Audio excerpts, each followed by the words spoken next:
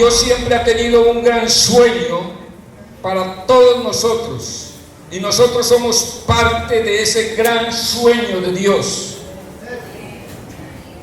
Pero no se duerman por eso. El sueño de Dios es un sueño especial, maravilloso. Y hay una gran diferencia entre lo que es un descubrimiento, un invento o una creación. Y quiero que hoy pensemos en la probabilidad que teníamos nosotros de ser lo que somos el día de hoy.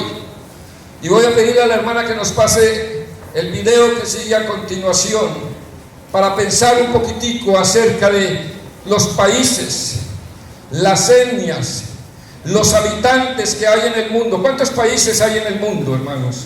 195 países, 16.700 etnias en el mundo. ¿Cuántos habitantes hay en el mundo?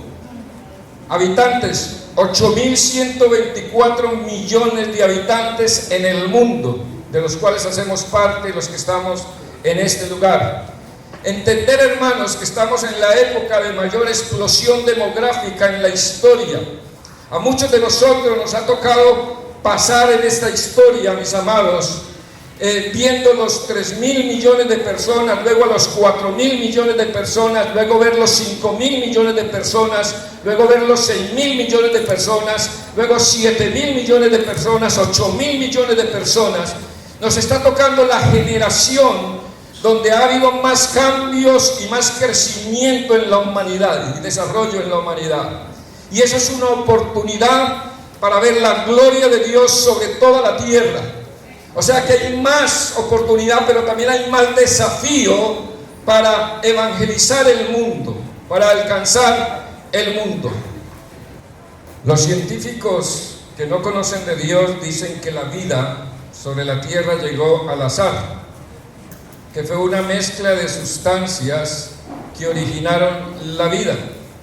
Gracias a Dios, en estos momentos en el mundo se están levantando hombres y mujeres de ciencia para estudiar este asunto de la vida, y se han llegado a conclusiones, hermanos, realmente impresionantes acerca de lo que es el misterio de la vida. Ahorita que estábamos danzando veíamos tanta vida, amén, a toda gloria al Señor por esa vida. Y los del Chocó sí que tienen vida para darle a la alabanza, a la adoración. Eso es vida. Pero ¿saben qué, hermano? La vida no fue un accidente. La vida no fue algo fortuito, no fue algo del azar como nos enseña el mundo y los científicos de este mundo. La vida tuvo que tener una acción creadora. Tuvo que tener alguien que la diseñó y la ubicó cada cosa en su lugar. Por ejemplo, una gota de sangre tiene unos 5 millones de glóbulos rojos. Tiene unos 10.000 a 20.000 glóbulos blancos. Una gota de sangre tiene unas 250.000 a 300.000 plaquetas. Una sola gota de sangre. Y en cada glóbulo rojo hay un hematocrito, que es la proteína de la sangre. Y resulta que para que se produjera una proteína en el universo al azar, no hay ninguna probabilidad que eso pudiera ser. Una probabilidad es una relación entre 1 y tantas veces. Por ejemplo, 1 en 10 es la probabilidad de que usted lleve a cabo un sorteo entre 10 personas y uno se lo gane. Eso sería 1 sobre 10. 1 entre 100 sería 1 sobre 10 a la 2. 1 en 1000 sería 1 sobre 10 a la 3. Y le estoy haciendo este ejercicio para que usted tenga una idea de la probabilidad que han estudiado los científicos para que surgiera una proteína al azar. Y esa probabilidad es de 1 sobre 10 a la 162. Eso quiere decir que usted le colocaría 162 ceros a ese 1 para dividir esa probabilidad. Los científicos dicen que eso es lo más parecido a imposible, una proteína. Para decir que se ensamblan las proteínas para formar tejidos y formar organismos, y después los organismos llegar a ser las especies que tenemos.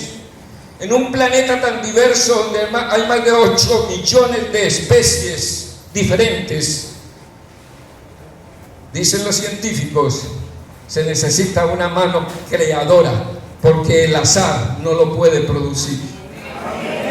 Y yo quiero decirte esto solamente por el siguiente motivo, y es que cada uno de nosotros que estamos en este lugar no somos un accidente del universo, somos parte de un diseño de la obra creadora de Dios. Dios se tomó el tiempo, su mente y su pensamiento para pensar en cada uno de nosotros. Y no ha habido ni habrá una persona igual a ti sobre la tierra, porque somos una unidad creada por Dios de una manera especial.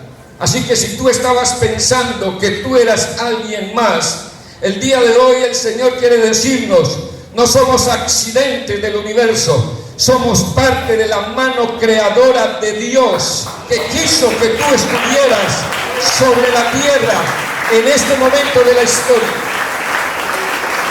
Hoy vamos a tratar de entender el corazón de Dios hacia las nuevas generaciones, y vamos a tratar de comprender que nuestro Dios es un Dios relacional. Dios ha querido siempre relacionarse. Dios mismo es un Dios relacional. La palabra del Señor nos dice en Efesios, ¿sí me estaba funcionando así? En Efesios capítulo 1, versículo 5, dice la palabra del Señor que Dios decidió de antemano adoptarnos como miembros de su familia, al acercarnos a sí mismo por medio de Jesucristo. Eso es precisamente lo que Él quería hacer, y le dio ¿qué?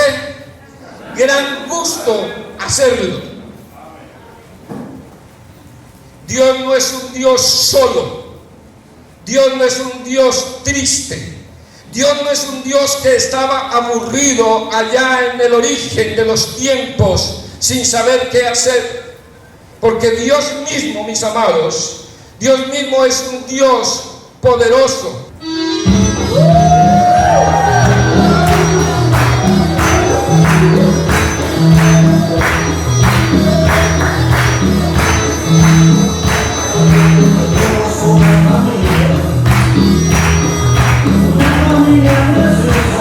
Si sabe, cántela.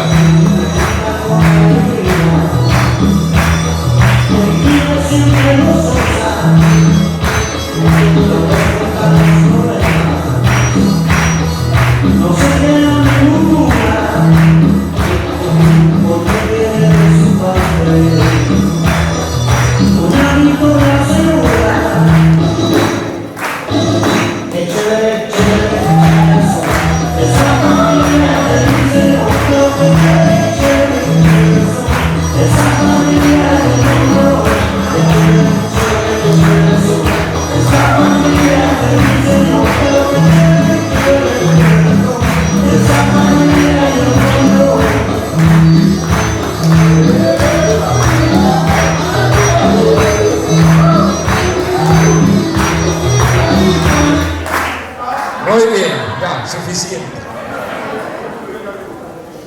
Dios siempre ha querido tener una gran familia. Ese es el sueño de Dios. ¿Por qué?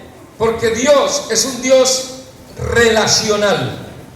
Dios es un Dios que ha querido relacionarse con su creación, con nosotros mismos que hemos sido creados a su imagen y semejanza, y quiere que tengamos con Él una relación y tener una gran familia.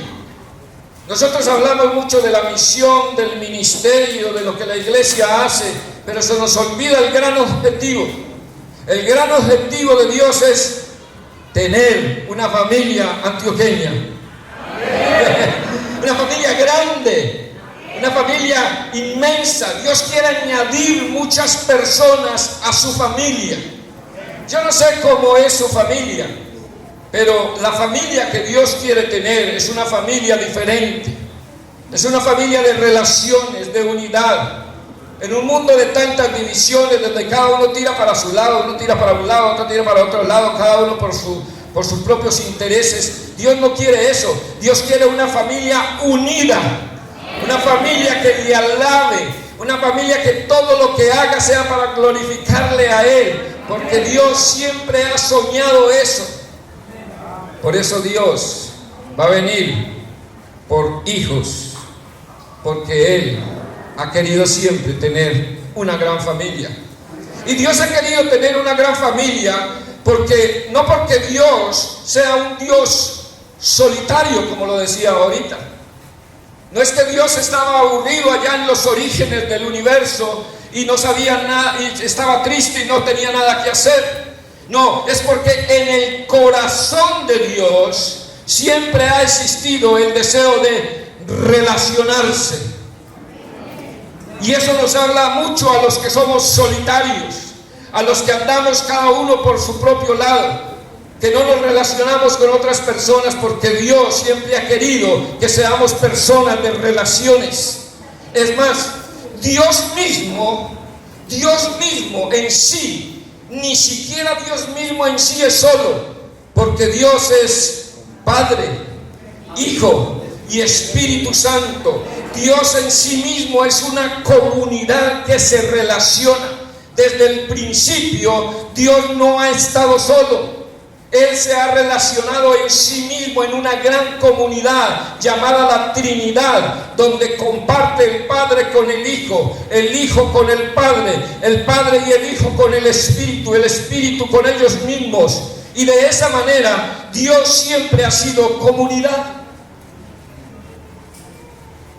Dígale al que está a su lado: Dios no ama la soledad. Dios ama la comunidad. Dios ama las relaciones. Y eso nos enseña mucho a nosotros como cristianos. Estamos en una estrategia de paternidad. Y resulta que el mayor problema que encontramos en la paternidad es que somos pésimos para relacionarnos. Y se nos ha olvidado el corazón de Dios para las generaciones. El verdadero corazón de Dios para las generaciones, es establecer relaciones entre nosotros. Dios no es glorificado solamente porque tú vayas a un culto y aplaudas y cantes 4 o 5 canciones. Dios es glorificado cuando tú abandonas tu soledad y eres capaz de ir a otro para relacionarte con Él y mostrarle a Cristo para su vida. Dios es un Dios de relaciones. Por eso la paternidad, yo sé que ha sido difícil en medio de la iglesia y de la estrategia para incorporarlo. Y muchos pastores e iglesias dicen: es que es muy difícil, no hemos podido implementar la paternidad. Pero ¿sabe por qué? Porque se nos ha olvidado el corazón de Jesús para las generaciones. El corazón de Jesús es un corazón de relación, de contacto, de estar con la persona. Nosotros los pastores debemos aprender de eso, porque nuestro papel no solamente es predicar en el altar, es establecer relaciones con nuestros principales líderes, por lo menos, estar en contacto con ellos. ¿Cuáles son sus problemas? Usted sabe que los líderes de la iglesia también les duele. Los líderes de la iglesia también pueden tener necesidades económicas. Ellos también pueden estar enfermos. Y nosotros los pastores no estamos para exigirles que hagan cosas y nos presenten informes. Nosotros estamos para relacionarnos con ellos y ministrar sus necesidades y ayudarlos a salir adelante, para que Dios se manifieste a través del ministerio que les ha regalado, a través de los dones, y surjan tal vez más grandes que nosotros, porque Dios quiere usarlos, pero es a través de relaciones. La palabra del Señor dice que los gobernantes de este mundo se enseñorean de las naciones. Pero así no será en medio de vosotros, dice el Señor. En medio de nosotros, la autoridad no se enseñorea, la autoridad se da y se relaciona para ayudar a los que están a su lado y bajo su autoridad.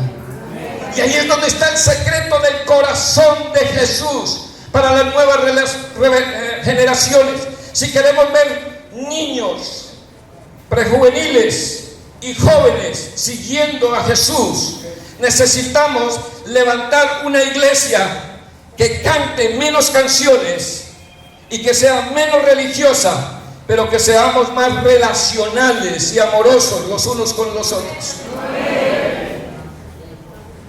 Pastores que no saludan a otros pastores porque les caen gordos. Claro que tiene razón con tanto. Ya aprendí la fórmula, Pastor Héctor.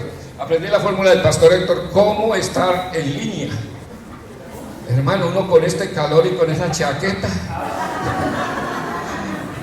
eso lo mantiene a uno, hermano, derechito, ¿sí o no? Hermanos, las relaciones es muy importante.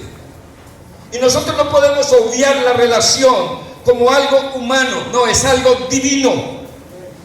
Es algo divino. Así, querida iglesia, que nosotros vamos a ir a nuestras congregaciones con un corazón diferente, porque hemos entendido el corazón de Dios. El corazón de Dios es un Dios que ama. Cuando tú rompes el hielo, rompes las barreras con las personas y puedes entrar a establecer un diálogo con ellos y amarlos en el nombre de Jesús.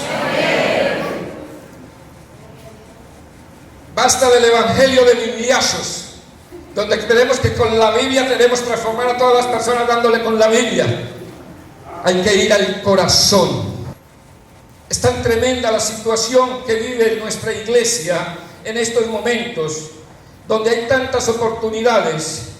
Y quiero extraer para ustedes una fracción escrita por este hombre. Este es un libro que leímos en nuestra maestría con la Universidad de Indiana. El pastor Walter también estuvo, el pastor Javier.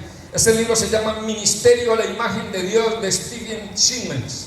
Es un hombre que muestra cómo ejercitar un ministerio, mostrando la imagen de Dios en medio del ministerio de la iglesia.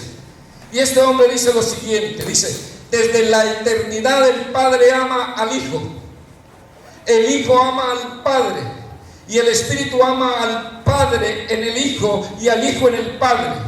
Las tres personas de la Trinidad se aman entre sí. Y él sigue argumentando y diciendo: y eso es lo que la iglesia debe vivir para tener un ministerio poderoso en el mundo.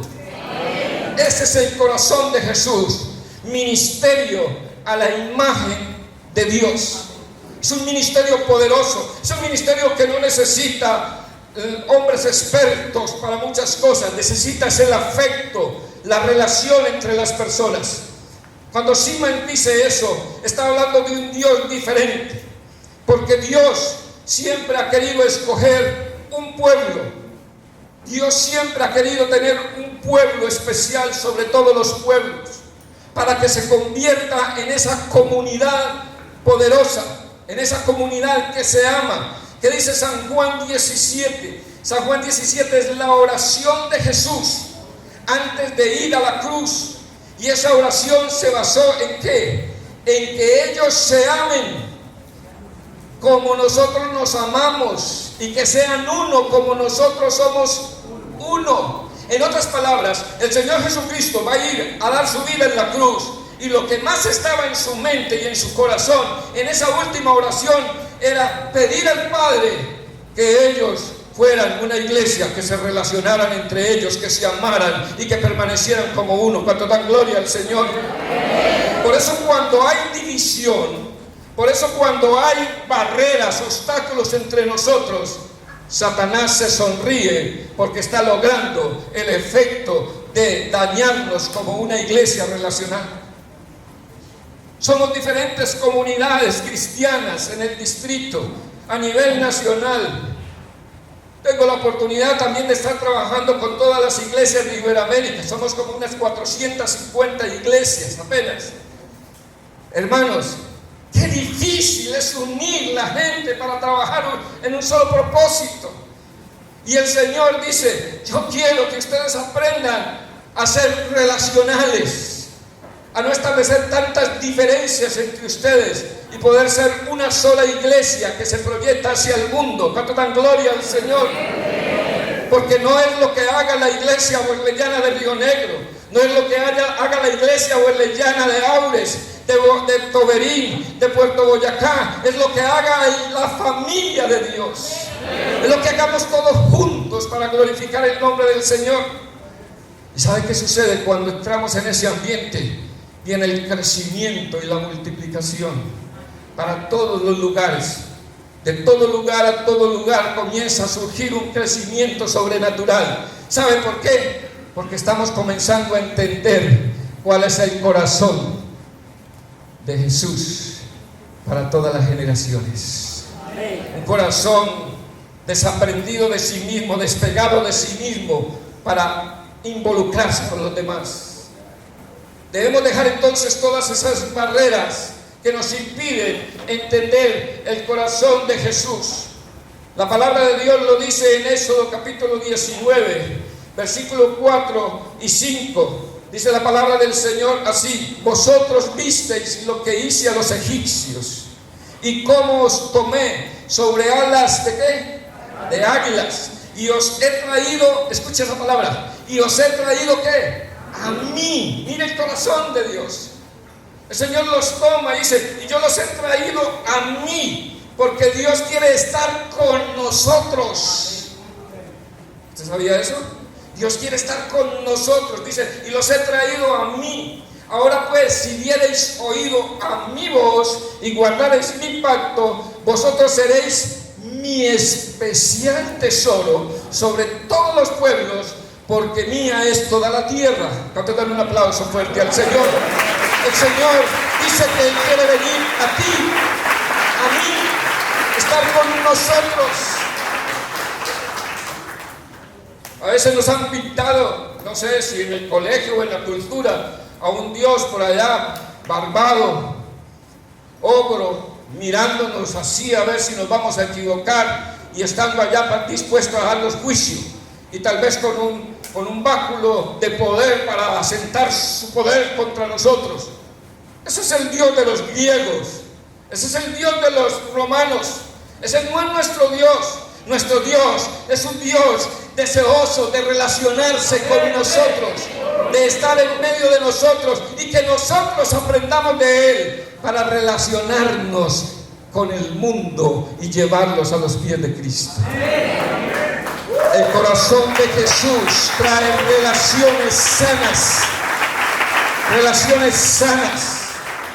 No dejes infiltrar nada en la iglesia y en el ministerio que traiga división, hermanos queridos.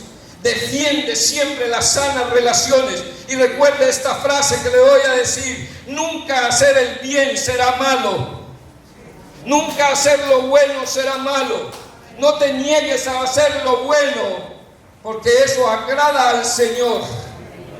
A veces los comportamientos de nosotros mismos son contrarios a la voluntad de Dios, y tenemos que aprender que las sanas relaciones agradarán siempre al Señor.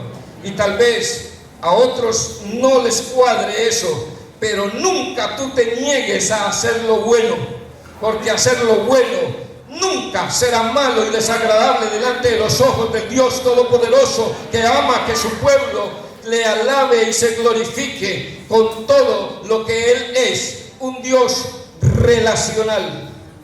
¿Cuál es entonces la meta principal de la iglesia? Yo voy rápido hoy porque entiendo que muchos han venido viajando y están cansaditos. ¿Cuál es la meta principal de la iglesia? Y ahí uno comienza, ¿será que sabemos cuál es la meta? Porque a veces pensamos que la meta principal de la iglesia es llenar el auditorio, evangelizar, hacer misiones. Ojo, estoy pisando gallo porque a veces pensamos que el hacer misiones es la meta principal de la iglesia. Ni siquiera hacer misiones es la meta principal de la iglesia. Ni siquiera evangelizar es la meta principal de la iglesia. La meta principal de la iglesia tiene que ver con algo mucho más grande. Y es que la obra misionera no es la meta principal de la iglesia. La obra misionera es un instrumento para lograr la meta principal de la iglesia. La meta principal de la iglesia es la adoración a Dios. Amén.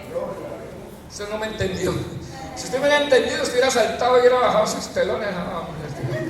La adoración es la meta principal de la iglesia.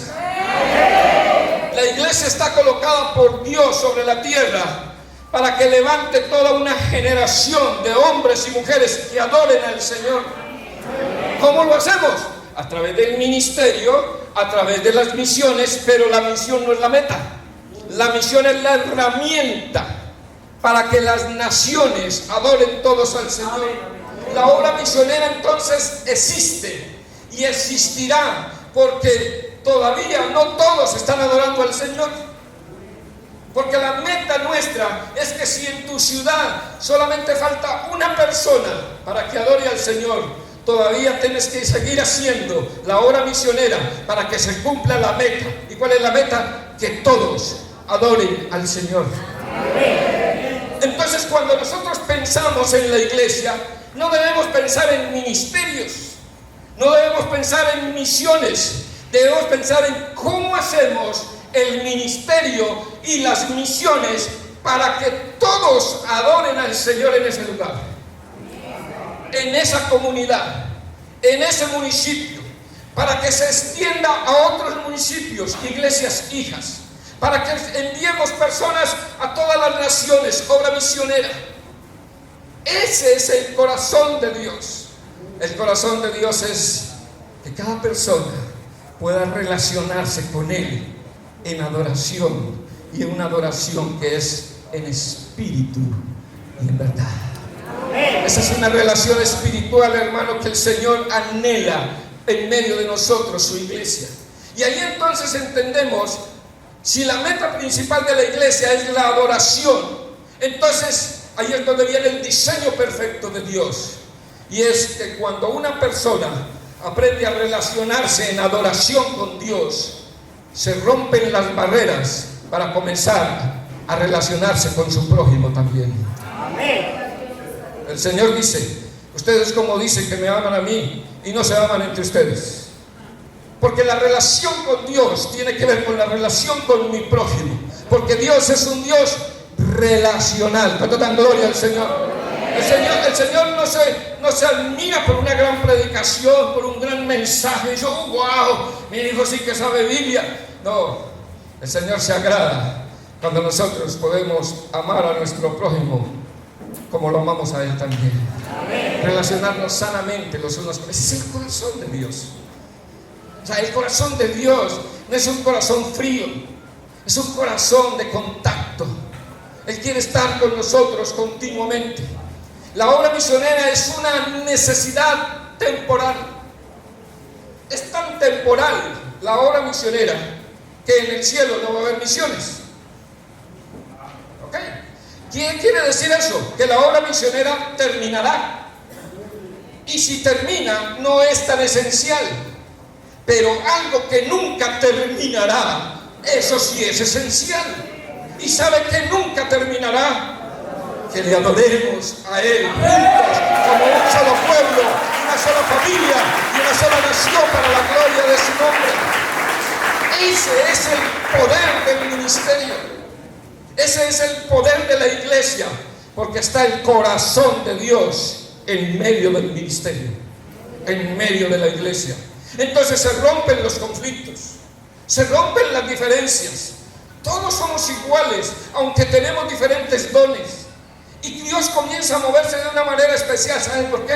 Porque entendimos que Dios es un Dios relacional. Simplemente eso. Dios es un Dios de relaciones. ¿Qué me gano yo tener en la iglesia 500,000 personas pero ni siquiera me preocupo si el líder de la alabanza tiene problemas en su casa y no tiene mercado en su casa. Y fuera de eso, yo no tengo que saberlo, pero lo peor es que nadie lo sabe, ni sus más cercanos. ¿Sabe por qué? Porque se nos ha olvidado enseñarle a la iglesia del Señor que necesitamos crecer en relaciones los unos con los otros, el secreto de los grupos de crecimiento integral. Hay cosas que suceden en los grupos de crecimiento integral que nunca sucederán en medio de la congregación. ¿Y sabe qué es? Relaciones profundas. Si alguien se enferma en la iglesia, todos están esperando que el pastor tenga el don de sospecha y se dé cuenta de quién está enfermo. Y critican al pastor porque el pastor no fue a ayudar a esa persona, pero está que el pastor está ocupado en tanta cosa que en ese momento ni siquiera se dio cuenta, porque él no es Dios. Pero Dios sí está en medio de la iglesia. Y cuando todos estamos en relaciones, alguien sí se da cuenta. ¿Y sabe quiénes son los primeros que atienden las necesidades en medio de la iglesia? Los miembros del grupo de crecimiento son los primeros que atienden esas necesidades. Y si necesitan algo más, buscarán a un líder del ministerio. Y si necesitan algo más, buscarán al pastor. Pero no pensemos que una iglesia se relaciona porque una sola persona hace todo. Porque Dios necesita relaciones dentro de la iglesia. Y hay de aquel que no se relaciona, porque termina como una isla aparte y puede sucumbir o morir solo. Es que no me tienen en cuenta, es que nadie me llama, es que nadie se interesa por mí.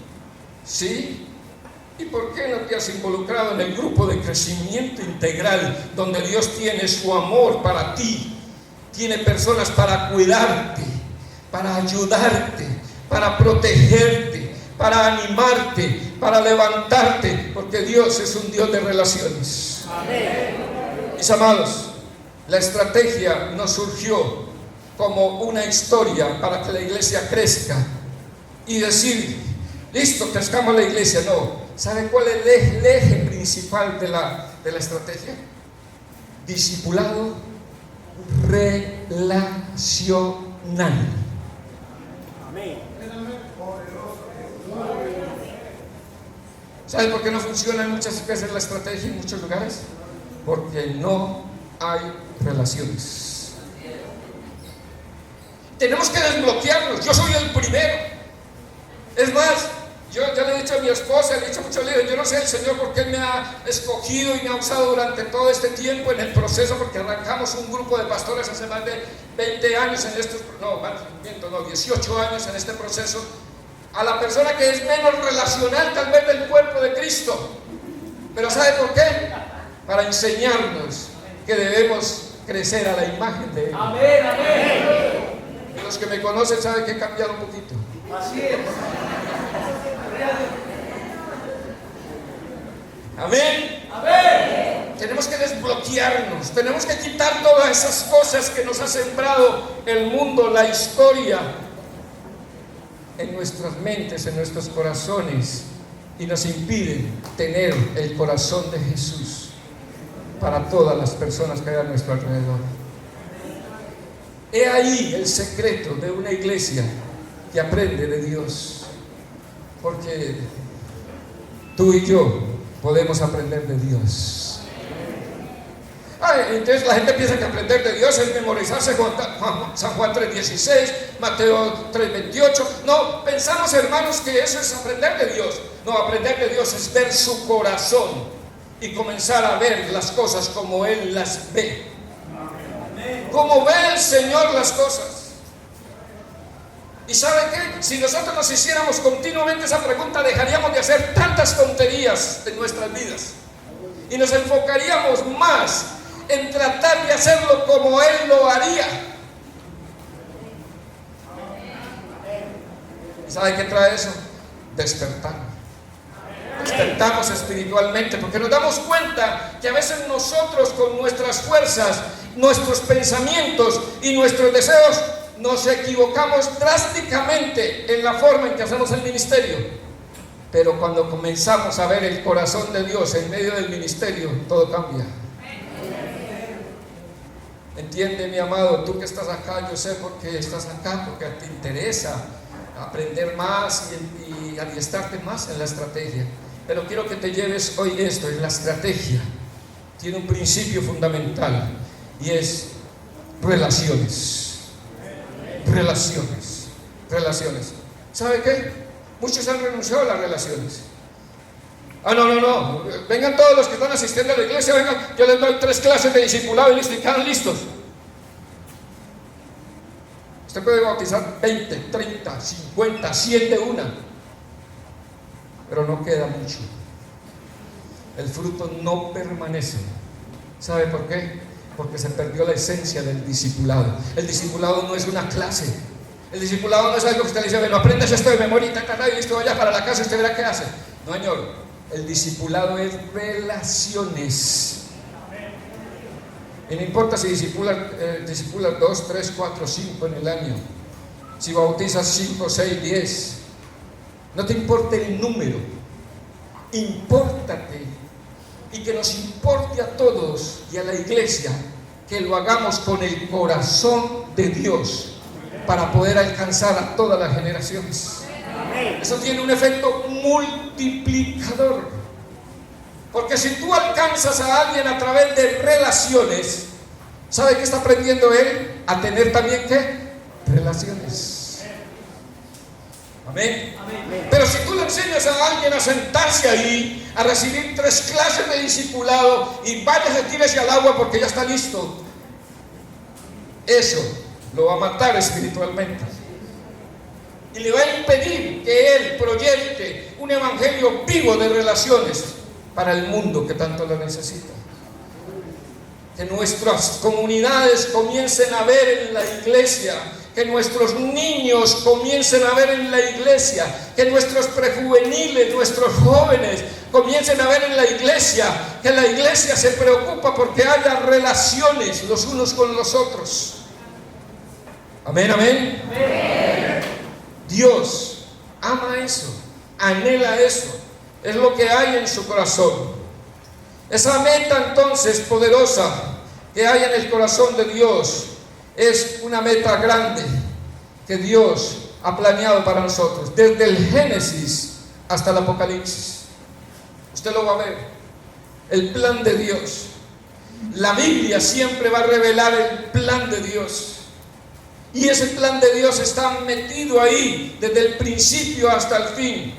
Que todos los pueblos del mundo le conozcan y le adoren, le den alabanza, gloria, honra y adoración. Léase estos textos.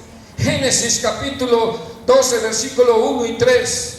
Como Dios escoge a Abraham y le dice que a través de él serán benditas todas las familias de la tierra. Es interesante Dios cómo quiere formar una familia a través de familias de la tierra. Y como Dios quiere glorificarse en medio de su pueblo. Y sigue leyendo la Biblia, llega hasta Apocalipsis capítulo 7, versículo 9, donde dice que hay una gran multitud allá adorando y glorificando el nombre del Señor, porque el sueño final de Dios es tener una gran familia que le adore a Él y que entienda el secreto de su corazón, que es un Padre que les ama, un Padre que ama a sus hijos. Así terminará la historia sobre esta tierra. Dios satisfecho, porque ya hay una multitud de hombres y mujeres que han entendido su corazón y que añoran, desean relacionarse con Él por la eternidad como Padre que les ama. Estará contento el Señor en ese momento, porque dice, he obtenido en mi gran sueño una gran familia.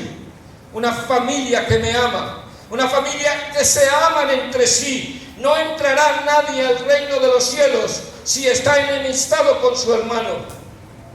No entrará nadie en el reino de los cielos si está en contra de su hermano en la fe. Porque en el cielo habrá relaciones profundas y verdaderas. En el cielo no habrá diferencia, no habrá ascensión de personas. En el cielo no va a haber superintendentes y líderes de GCI, pastores de iglesias hijas y todo eso. Eso no va a haber en el cielo. En el cielo seremos uno solo en relación con nosotros y con el mismo Dios. Y eso es lo que Dios quiere enseñarnos a través de la iglesia. Una unidad donde tus dones fluyen de una forma poderosa, pero no eres más que nadie.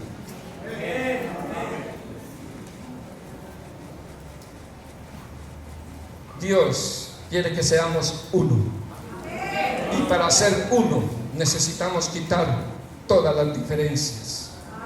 Todas esas cosas que nos hacen diferentes y que nos hacen alejarnos el uno del otro. Esa es la verdadera batalla espiritual que debemos vivir en la iglesia. Romper todo aquello que daña la unidad del cuerpo de Cristo.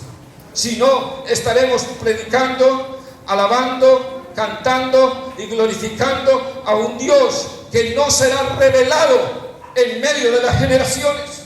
Y cuando Dios no es revelado en medio de las generaciones, ¿sabe qué pasa? La iglesia muere. Usted sabe que en Estados Unidos se están cerrando iglesias todos los días. Nacen iglesias, pero mueren más iglesias de las que nacen. Y sabe que la básica historia de la muerte de una iglesia es: no hay relaciones entre ellos.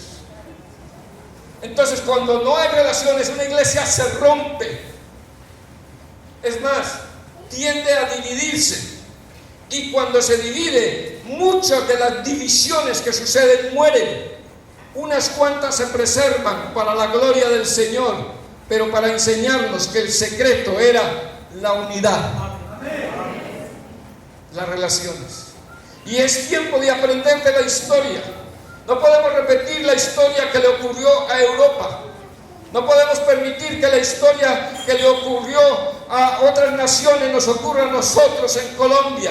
Dios se ha estado glorificando de una manera especial, pero tenemos que cuidar la unidad del cuerpo de Cristo a través de sanas relaciones. El día que tú no te puedas relacionar sanamente con tu hermano, tienes un problema grande con Dios. Y tienes que cuadrarte primero con Dios. Es más, el día que tú estás cargado contra alguien, pierdes la capacidad de ministrarlo. Pierde la capacidad de proyectarlo para el reino, porque se rompe el poder del ambiente espiritual. Porque el ambiente espiritual es de unidad, de acuerdo entre nosotros. Así que ¿qué es lo que quiere el enemigo? Quitarnos la autoridad y el poder para poder llevar a cabo la obra del Señor. Los líderes, todos los que estamos aquí, yo creo que somos líderes de la obra del Señor. Tú necesitas estar sano con todas las personas que Dios ha colocado bajo tu manto, porque si lo ha colocado bajo tu autoridad y no estás en sanidad con ellos, has perdido la autoridad de proyectarlos para el mundo. No tienes la capacidad, no ves lo que Dios ve, porque el enemigo ha cortado las relaciones entre tú y esa persona. Así que yo no me puedo dar el lujo de estar mal con nadie. Y por eso la palabra de Dios nos dice: en todo cuanto dependa de vosotros, estar en paz con todos los hombres. Yo tengo que dejar lo que haya que dejar para estar bien con todos. Y ahí, hermanos, hay conflictos grandes en nuestra vida.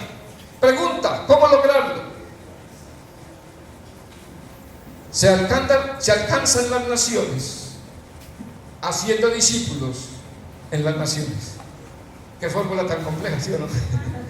Se alcanzan las naciones, sencillo, haciendo discípulos en las naciones.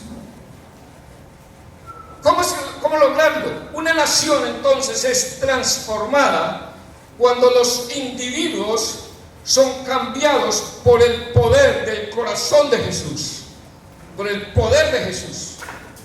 Y ahí, dentro de ese poder, porque mañana el pastor Héctor Inestrosa va a hablar de otro poder grande del corazón de Jesús, algo maravilloso del corazón de Jesús. Y el pastor Walter, el próximo domingo, también nos va a revelar un principio fundamental del corazón de Jesús. Pero en esta noche quiero decirles que cuando una nación es transformada, cuando los individuos son cambiados por el poder de Jesús, y en este caso el poder de las relaciones, porque los trae a un nuevo ambiente de comunidad. La iglesia no puede ser como el mundo. La iglesia es una comunidad donde todos dicen: mira cómo se aman, mira cómo se tratan, mira cómo se abrazan. Y está hablando alguien que no abraza casi. Miran cómo se aprecian, mira cómo se ayudan, mira cómo se relacionan. Eso es el secreto para alcanzar a las naciones para el Señor. ¿Cómo lograrlo? Lo logramos entendiendo que el objetivo es que la familia de Dios crezca. Dios, escuche, dice: pero el pastor, ¿por qué anotó esto? Porque Dios a ti y a mí no nos llamó para restar en el cuerpo de Cristo. Dios nos llamó para sumar y multiplicar en el reino de los cielos. Amén. Hay de aquellos expertos en la resta y en la división, porque tendrán juicio de parte de Dios. Pero Dios es glorificado cuando tú te dejas usar por Él para sumar y multiplicar. Amén. En eso es alabado el nombre del Señor. ¿Por qué, pastor? ¿Por intereses de número? No, Señor. Porque Dios tiene un gran sueño, y ese gran sueño es tener una gran familia. Amén. Y tú y yo cooperamos, usados por el mismo Dios, para que se cumpla su sueño. Amén. Y tú decides si te dejas usar por Dios para cumplir el sueño de Dios. Qué bonito que un día allá en la eternidad el Señor te diga a ti: te dejaste usar para cumplir mi sueño. Mi sueño. La gloria de Dios se manifiesta donde se cumple su sueño. Ahí es donde está la gloria de Dios. No hay otro lugar, no hay otra forma de agradar al Señor. La forma de agradar al Señor es ser coayudadores para el cumplimiento del sueño de Dios sobre toda la tierra. Y ese eres tú, un ayudador, un colaborador, un embajador, dice la palabra, un hacedor de discípulos, un padre espiritual. ¿Para qué? Para que se cumpla el sueño de Dios sobre la tierra. Una gran familia. ¿Cuántos, escuchan? Y comienza a contar, cuántos van a estar en el cielo porque te dejaste usar para cumplir el sueño de Dios? Algunos conocieron a mi padre. En estos días me di a la tarea de contar personas que llegaron al Señor por causa de su ministerio y de sus relaciones y evangelización. Iba como en 350 personas.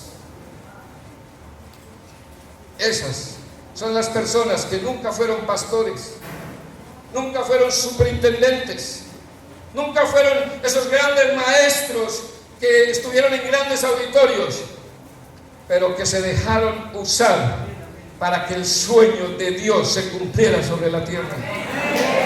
Y en eso es agradado el Señor, en que se cumpla su sueño, en que muchos lleguen a ser parte de su familia, en que muchos le alaben y le glorifiquen.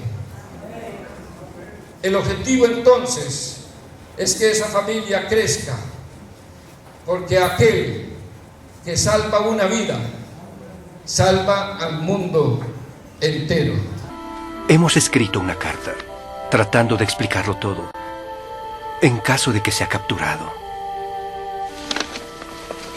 La firmamos todos.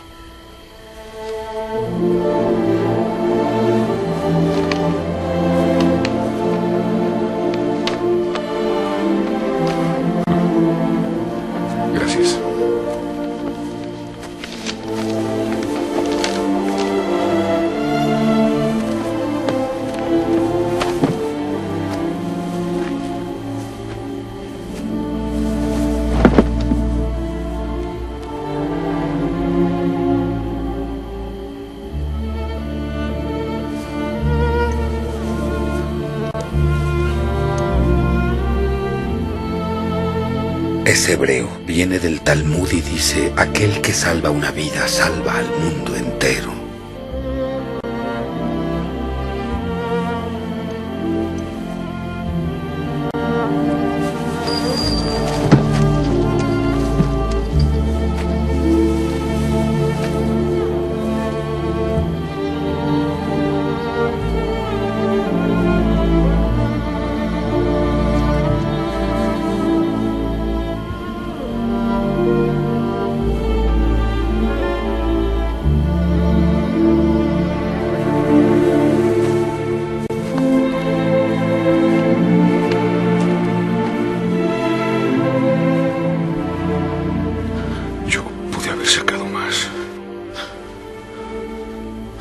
Podría haber salvado más. No sé si tan siquiera yo debí salvar más. Oscar, hay aquí 1100 personas que viven gracias a usted. Mírelas. Si hubiese hecho más,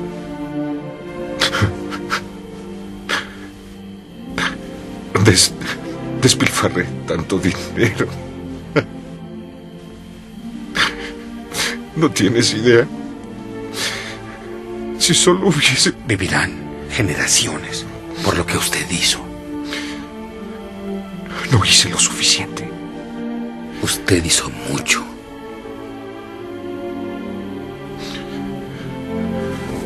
El auto. Goethe lo hubiese comprado. ¿Por qué lo conservé? Hubieran sido 10 más. 10 personas más.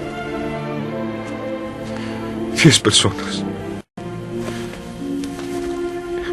Este escudo. 2 personas. Es de oro. 2 personas más. Él me hubiese dado 2. Una más. Me hubiese dado una más. Una persona más. Una persona, Stern. Por esto.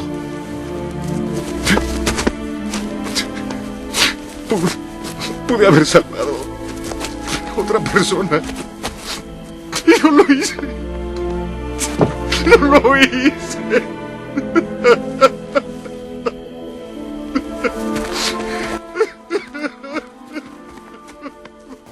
Este hombre compró 1100 judíos para que no llegaran a los hornos crematorios en la Segunda Guerra Mundial, y salvó a estos 1100 judíos, y esos 1100 judíos tuvieron hijos, nietos y bisnietos, y fueron salvas muchas generaciones porque alguien se preocupó de comprarlos, de relacionarse y de apartar algo para que ellos no murieran. Nosotros debemos ser como ese Schindler y dejarnos usar por el Señor. No podemos olvidar, Dios es un Dios relacional. Él está interesado de que aprendamos a ser familia. Las familias se unen en pos de los propósitos comunes. Yo no sé de qué familia vienes tú, pero el diseño de la familia de Dios es que las familias se unan en pos de los propósitos comunes. Para que una relación funcione debemos aprender a involucrarnos los unos con los otros. La gran diferencia entre participar y involucrarnos es que el que se involucra da todo. El que participa da una partecita. Y hay gente que participa en la iglesia, pero no se involucra. Tenemos que involucrarnos los unos con los otros, dándonos todos los unos con los otros. Así hacía la iglesia primitiva. Léase Hechos capítulo 2 y capítulo 3. ¿Qué hacía la iglesia? Se involucraban los unos con los otros. Y eso traía el cambio. Cristo se involucró. Se involucró tanto Cristo que murió por nosotros. Eso es involucrarse, meterse al 100%. Y de esa manera Él nos da ejemplo de involucrarnos para relaciones productivas y poderosas. Para terminar, entonces, entender que las nuevas generaciones conocerán el corazón de Jesús cuando reflejemos un Dios relacional. Y de esa manera, las sanas relaciones nos acercan a Dios y acercan las generaciones a Cristo. O si no, mire el ejemplo en los hogares. Cuando papá y mamá andan peleando y andan en división, los hijos se alejan de Cristo. Pero cuando papá y mamá se aman, buscan a Dios y se unen, los hijos, aunque fueren viejos, no se apartarán del Señor. Porque es el secreto de las relaciones. Entonces, las sanas relaciones no solamente nos acercan a Dios, sino que también acercan las generaciones a Cristo. Y para eso hay que dejar mucha religiosidad. Hay gente cristiana que no le falta echarse la bendición. ¿Sí me entiende? En el sentido de que pensamos que la vida cristiana es un montón de ritos y estilos todos extraños. Pero la verdadera vida cristiana es las buenas relaciones. En casa comienzan las buenas relaciones. Y de esa manera acercamos a las generaciones para Cristo. El discipulado relacional, entonces, no es una estrategia, es el corazón de Jesús. Denle un fuerte aplauso al Rey.